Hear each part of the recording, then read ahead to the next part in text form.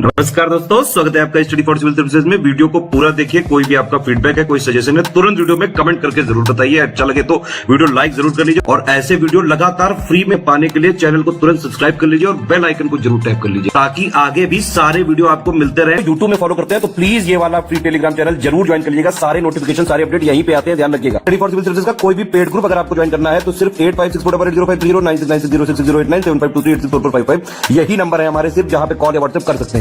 Instagram पे हमारा page जरूर फॉलो कर लीजिएगा, स्टडी फॉर सिविल .सर्विसेज है। ट्विटर पे हमको जरूर फॉलो कर लीजिएगा, @study for civils है। सारे क्वेश्चन अटेम्प्ट करिए और स्कोर अपना तुरंत कमेंट करके बताइए।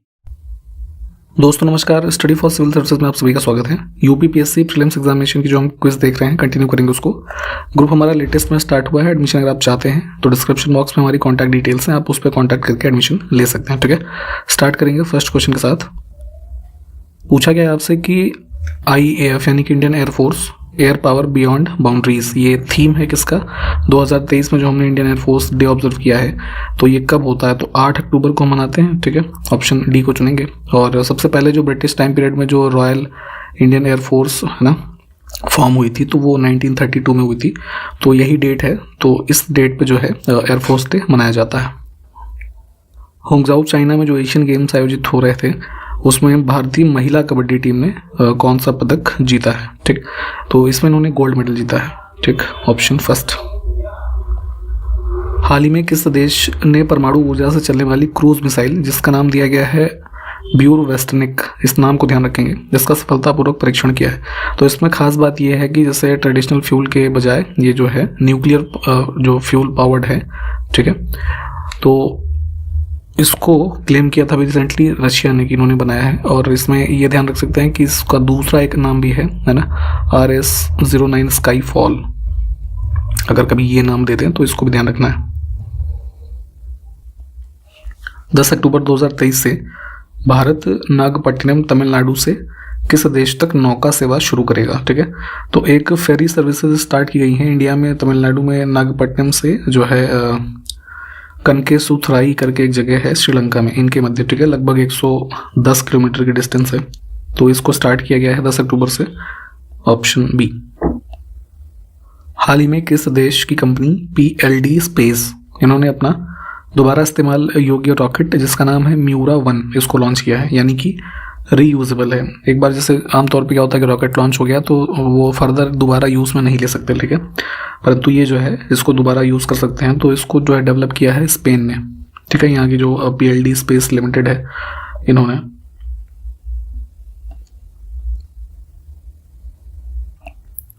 बिहार के बाद किस राज्य सरकार ने जाति आधारित जनगणना कराने की घोषणा की है? तो भी हाल ही में आपको पता है बिहार राज्य सरकार ने जो कास्ट बेस्ड सेंसस कंडक्ट किया था उसके डेटा रिलीज किए थे। ठीक है, अक्टूबर के स्टार्टिंग में।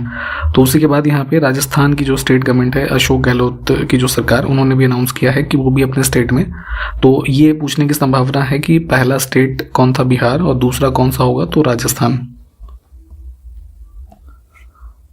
उत्तर प्रदेश सरकार ने अक्टूबर से दिसंबर यानी कि इन 3 महीनों के मध्य 2023 के जो है कितने लाख टन मोटे अनाज, जिसको कि आजकल श्री अन्न भी कहा जाता है, इस टर्म को भी ध्यान रखना है। ठीक, तो इसकी खरीद का लक्ष्य रखा है। तो ये डेटा वाइज इंपॉर्टेंट है। 5.82 लाख मीट्रिक टन।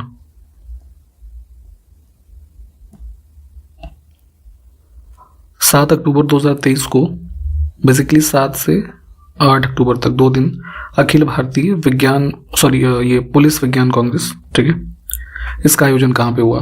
तो 49th एडिशन है, इसको भी हो सके तो ध्यान रखेंगे। देहरादून में स्थित है फॉरेस्ट रिसर्च इंस्टीट्यूट, ये अपने आप में क्वेश्चन है, इसको भी ध्यान रखना है। तो यहाँ पे आयोजित हुआ और union home minister Amit Shah ने इसको इनॉग्रेट किया था। तो ऑप्शन बी को चुनते हैं। हाल ही में किस राज्य सरकार ने भारत की सबसे बड़ी पंप भंडारण परियोजना की आधारशिला रखी है? ठीक है, तो पंप स्टोरेज कह लीजिए, हाइड्रो प्रोजेक्ट है ना, एक भारत का सबसे बड़ा है ये, जिसका ये इनॉग्रेशन हुआ है रिसेंटली मध्य प्रदेश के नीमच में। ठीक है, इसको भी ध्यान रखना है। और कैपेसिटी की बात करें तो प्रोजेक्ट जो है वो लगभग 1440 मेगावाट का जो है पंप हाइड्रो स्टोरेज प्रोजेक्ट है। ठीक, तो इसको ध्यान रखना है। किस राज्य में स्थित शोर टेम्पल भारत का पहला हरित ऊर्जा पुरातत्व स्थल बन गया है? ठीक है, तो यहाँ पे शोर टेम्पल पहले आप जानते होंगे कि कहाँ पे स्थित है, महाबलीपुरम में, तमिलनाडु। ऑप्शन हम बी को चुनेंगे। कब बनवाया गया था ये भी आपको ध्यान होना चाहिए। पल्लव डायनेस्टी के टाइम पीरियड में, अराउंड 7th सेंचुरी AD। तो रिसेंटली यहाँ पे क्या है कि जो कुछ सोलर पावर से चलने वाले कह लीजिए ये पैनल वगैरह लगाए गए, जिसके माध्यम से जैसे जो लाइटिंग वगैरह की व्यवस्था है या जो अन्य चीज़ें हैं वो सोलर पावर्ड हो गई हैं। ठीक है, तो ग्रीन एनर्जी साइट इस हिसाब से डिक्लेयर हुई है पहली। तो इंडिया की पहली ऐसी ग्रीन आर्कियोलॉजिकल साइट बन गई है। ठीक है, शोर टेम्पल। उत्तर प्रदेश राज्य का दूसरा सर्वाधिक क्षेत्रफल वाला जिला कौन सा है? सेकेंड लार्जेस्ट, तो सबसे बड़ा तो है जो लखीमपुर खीरी, आप जानते होंगे। ठीक है, ऑप्शन सी में। सेकेंड है सोनभद्र। निम्नलिखित में से कौन उत्तर प्रदेश के मुख्यमंत्री नहीं रहे हैं? ठीक है, तो 1970 से 80 के बीच में श्रीपति मिश्रा, कमलापति त्रिपाठी, त्रिभुवन नारायण सिंह, ये सब रहे हैं। इसमें गणेश शंकर पांडे जो है ये CM नहीं रहे कभी उत्तर प्रदेश के। वर्तमान में उत्तर प्रदेश की कौन सी विधानसभा चल रही है? तो आज़ादी के बाद से जो वर्तमान हमारी लोकसभा है, सॉरी ये विधानसभा उत्तर प्रदेश की, ये है 18वीं। ठीक है, लोकसभा जो है वो 17वीं है। उत्तर प्रदेश में पहली बार राष्ट्रपति शासन कब लगा? ठीक है, तो स्टेट की कॉन्स्टिट्यूशनल मशीनरी फेल होने पे आप जानते हैं क्या होता है, प्रेसिडेंट रूल इम्पोज किया जाता है आर्टिकल 356 के अंतर्गत। तो पहली बार जो उत्तर प्रदेश में लगा ये 1968 में। ठीक, फरवरी 1968। उत्तर प्रदेश की सीमा किस राज्य से नहीं लगती है? तो जो है सबसे ज़्यादा सीमा क्षेत्र जो शेयर होता है उत्तर प्रदेश का ही है अन्य राज्यों से। उसमें से यहाँ पे पंजाब के साथ हमारी बाउंड्री शेयर नहीं होती है। मैप पे एक बार लोकेट कीजिए इसको। उत्तर प्रदेश की सबसे छोटी सीमा किस राज्य से लगती है? तो शॉर्टेस्ट जो बाउंड्री हमारी शेयर होती है हिमाचल प्रदेश से। ठीक है, और हिमाचल प्रदेश से कौन सा जिला बाउंड्री शेयर करता है ये भी जानते रहिए, तो सहारनपुर। उत्तर प्रदेश में जनगणना 2001 से जनगणना 2011 के मध्य जनसंख्या वृद्धि दर कितनी थी? तो सेंसस के आंकड़े अभी नए हैं नहीं, यही 2011 वाला रेलेवेंट है। तो लगभग जो 20 करोड़ जनसंख्या हमारी 2011 में हुई, तो 2001 से 2011 के बीच हमारी जो ग्रोथ थी, डिकेडल ग्रोथ है ना, 20.23%। अब बताना है population density as per 2011 census. तो 829 जो व्यक्ति प्रति वर्ग किलोमीटर था ये। ठीक, देखिए ये सब एज अ फैक्ट है, ये आपको याद होना चाहिए। निम्नलिखित देशों में से कौन सा दुनिया का सबसे बड़ा ट्रैक्टर बाजार है? ठीक है, तो इंडिया में आप जानते हैं कि एग्रीकल्चर जो सेक्टर है सबसे ज़्यादा लोग इसमें ही संलग्न हैं कार्य में। ठीक है, हालांकि उस हिसाब से आउटपुट नहीं है हमारा, बट स्टिल यहाँ पे देखेंगे तो ट्रैक्टर का काफ़ी यूसेज होता है एग्रीकल्चर में ही, और हमारे पास काफ़ी कृषि भी की जाती है, तो इंडिया को ही चुनेंगे। आलू के उत्पादन में भारत में उत्तर प्रदेश का स्थान कौन सा है? तो पोटैटो प्रोडक्शन में देखेंगे लगभग 30% जो शेयर है इंडिया में वो उत्तर प्रदेश का ही है, और ये लगभग पहली रैंकिंग तो हुई ना इस हिसाब से, तो ध्यान रखेंगे इसको। निम्नलिखित में से किस शहर में सेंट्रल फुटवियर ट्रेनिंग इंस्टीट्यूट स्थित है? तो ये है यहाँ आगरा में।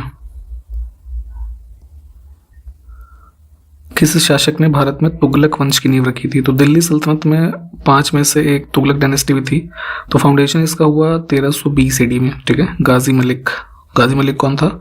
गयासुद्दीन तुगलक इसके द्वारा।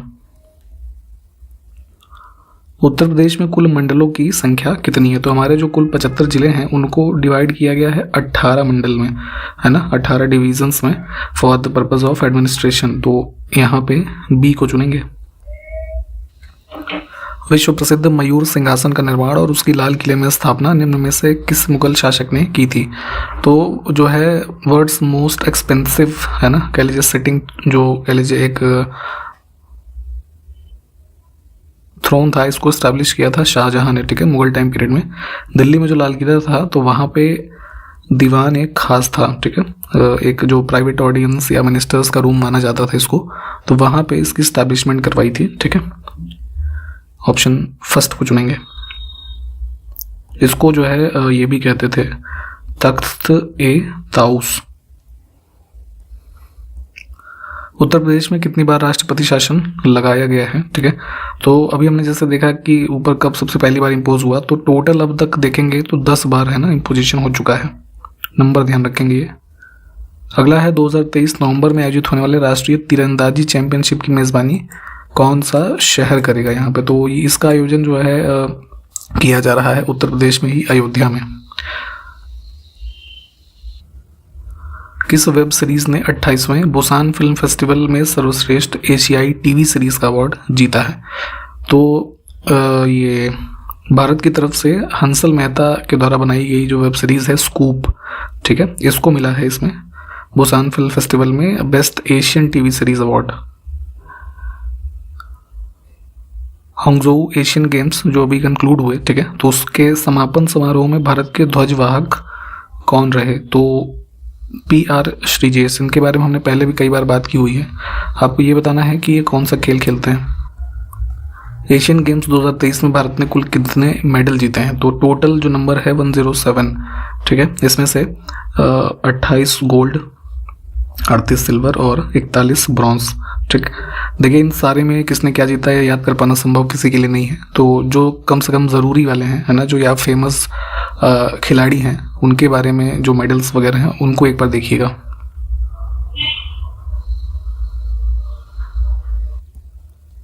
Together for trust collaborating for a safe and connected future, ये थीम किसका है। वर्ल्ड पोस्ट डे, ठीक है। तो ये कब मनाया गया, कुल मिला के ये पूछा गया है। तो ये मनाते हैं 9 अक्टूबर को। थीम एक बार देखिएगा, ये काफ़ी इंपॉर्टेंट एक क्वेश्चन है, इसको ध्यान रखेंगे। कौन सा शहर उत्तर प्रदेश का पहला सौर शहर होगा, ठीक है, फर्स्ट सोलर सिटी। तो यूपी रिन्यूएबल एनर्जी डिपार्टमेंट जो है ये डेवलप कर रहे हैं एक टेम्पल टाउन के रूप में अयोध्या को, ठीक है। तो ये जो है हमारा स्टेट का फर्स्ट सोलर सिटी होगा। एक पुस्तक प्रकाशित हुई है हाल ही में, the book of life my dance with Buddha for success, इसके राइटर का नाम बताना है। तो विवेक अग्निहोत्री, इनको कई सारी पुस्तकों की वजह से चर्चाओं में रहते हैं। यहाँ पे एक टर्म है ग्रीन वॉशिंग, इसके बारे में भी थोड़ा देखेंगे। स्टेटमेंट ये है कि हाल ही में ग्रीन वॉशिंग से निपटने के लिए दुनिया के पहले ग्रीन बॉन्ड मानकों को मंजूरी किसके द्वारा दी गई। तो देखिए होता क्या है कि कुछ ऐसे कंपनीज जो बॉन्ड इशू करते हैं, ग्रीन बॉन्ड, है ना, जो मुख्य रूप से एनवायरमेंटल रिस्पॉन्सिबिलिटीज से जो है या उसके लिए इंटेंडेड होता है। तो कंपनीज क्या करती हैं कि जैसे कि मान लीजिए कोई क्लेम कर रहे हैं ना कि हम पर्टिकुलर चीज़ एनवायरनमेंट के लिए, सस्टेनेबल एनवायरनमेंट के लिए करेंगे, उसको बहुत ही ज़्यादा बढ़ा चढ़ा के बताते हैं, पर वैसा कुछ होता नहीं है, ठीक। तो इन्हीं चीज़ों को, जो ऐसी कंपनीज के फॉल्स या फिर कह लीजिए एग्जैजरेटेड जो एनवायरमेंटल रिस्पॉन्सिबिलिटी के क्लेम्स हैं, उसको उस पर लिमिट लगाने के लिए, है ना, एक यहाँ पे जो है पहली बार इन्होंने ग्रीन बॉन्ड के मानकों के साथ जो मंजूरी प्रदान की गई है, तो इसको लाए हैं यूरोपियन यूनियन, ठीक। तो ध्यान रखेंगे ऑप्शन ए। तो यहाँ पे किससे कॉम्बैट करना है, ग्रीन वॉशिंग से। ग्रीन वॉशिंग यहाँ पे उम्मीद है आप समझ गए होंगे, इसको ध्यान रखेंगे, इंपॉर्टेंट है थोड़ा। अक्टूबर 2023 में Pacific Asia travel association travel mart 2023 के 46वें संस्करण की मेज़बानी किस देश ने की। तो यहाँ पे एडिशन ध्यान रख सकते हैं, पैसिफिक एशिया ट्रैवल एसोसिएशन के द्वारा ट्रैवल मार्ट का आयोजन हुआ था प्रगति मैदान न्यू दिल्ली में, ठीक। मुगल बादशाह अकबर की इच्छा के अनुसार रामायण का फारसी भाषा में अनुवाद किसने किया। तो ध्यान रखना है इसमें लैंग्वेज फारसी में ट्रांसलेट किया गया ये रामायण और महाभारत दोनों को अब्दुल कादिर बदायूनी के द्वारा। निम्नलिखित अभिलेखों में से कौन सा ईरान से भारत में आर्यों के आने की सूचना देता है। आर्यंस के बारे में कई सारी थियरीज अलग अलग हैं, बट जैसे कुछ इंस्क्रिप्शंस पे हमें इसकी इन्फॉर्मेशन जो मिलती है, तो मिडिल ईस्ट के रीजन से इंडिया में आने की सूचना जो है, खास करके ईरान से आने की सूचना मिलती है बोगस कोई इंस्क्रिप्शन से, ठीक। इसकी लोकेशन कहाँ पे है, वर्तमान जो तुर्की देश है ना, वहाँ से इसकी प्राप्ति हुई थी। निम्नलिखित में से भारत के किस शहर को जीरो मील सेंटर, है ना, कहा जाता है। तो ब्रिटिश रूल के दौरान जो है 0 माइल स्टोन मॉन्यूमेंट बनवाया गया था नागपुर में, ठीक है।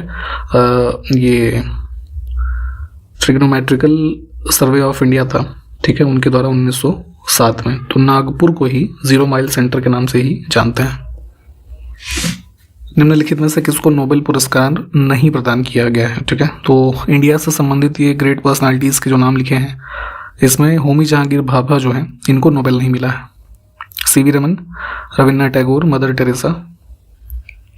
निम्नलिखित में से किसने 31 दिसंबर 1928 को दिल्ली में हुए सर्वदलीय मुस्लिम सम्मेलन की अध्यक्षता की थी? तो ये कॉन्फ्रेंस आयोजित हुआ था ऑल इंडिया मुस्लिम कॉन्फ्रेंस 31 दिसंबर 1928 और 1 जनवरी 1929 इसके मध्य दिल्ली में। तो इसमें जो प्रेसिडेंट थे इस आयोजन के, आगा खान, इनका नाम जो है ये था, मतलब ये तो पॉपुलर नेम है, सुल्तान मोहम्मद शाह। ठीक है, ये प्रेसिडेंट थे और सेक्रेटरी थे इसमें एक फजल रहीमतुल्लाह करके। ठीक है, इन 2 लोगों के नाम हो सके तो ध्यान रखेंगे। निम्नलिखित में से किसको भारत में साम्यवाद का उच्चतम पुजारी, highest priest of communism in India कहा गया है? तो जवाहरलाल नेहरू जो है, ये सोशलिज्म और मार्क्सिज्म को जो है एक तरीके से एनालाइज करते हुए इंटरप्रेट करते थे। तो उसी क्रम में जो ब्रिटिश टाइम पीरियड में United province department of propaganda था एक, उन्होंने एक आर्टिकल पब्लिश किया, कम्युनिस्ट लाइक्स एंड डिसलाइक्स, जिसके माध्यम से उसी में नेहरू को उनकी इमेज को एक तरीके से पब्लिक के बीच में जो है ना, मिसलीड करते हुए, बिगाड़ते हुए, उसी में इनको जो है कम्युनिज्म के संबंध में जो है एक कह लीजिए उच्चतम पुजारी कहा गया, हाईएस्ट प्रीस्ट ऑफ कम्युनिज्म। तो ध्यान रखना इस चीज़ को, ऑप्शन फर्स्ट। निम्नलिखित में से किसने रविन्द्रनाथ टैगोर को महान प्रहरी कहा था, द ग्रेट सेंटिनल? तो ये जो है महात्मा गांधी जी के द्वारा कहा गया। भारतीय राष्ट्रीय कांग्रेस के 1946 में मेरठ में आयोजित अधिवेशन की अध्यक्षता किसने की? तो आज़ादी से पहले ये कह लीजिए लास्ट सेशन कांग्रेस का हुआ, तो उस रूप में ये इंपॉर्टेंट है। कहाँ पे आयोजित हुआ? मेरठ में, और इसके अध्यक्ष थे ये जेबी कृपलानी।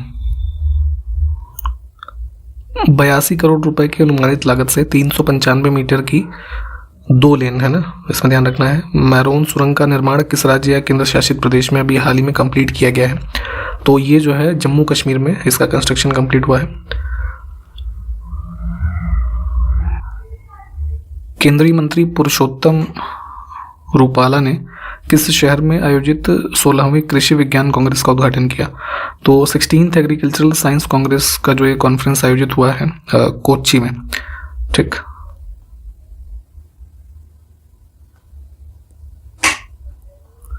नौ से 11 अक्टूबर 2023 के मध्य भारतीय नौसेना के द्वारा मानवीय सहायता और आपदा राहत अभ्यास, जिसका नाम है चक्रवात 2023। ठीक है, इसको इंग्लिश में साइक्लोन नहीं कहेंगे, चक्रवात ही नाम होगा। तो ये नेवी ने आयोजित किया है गोवा में।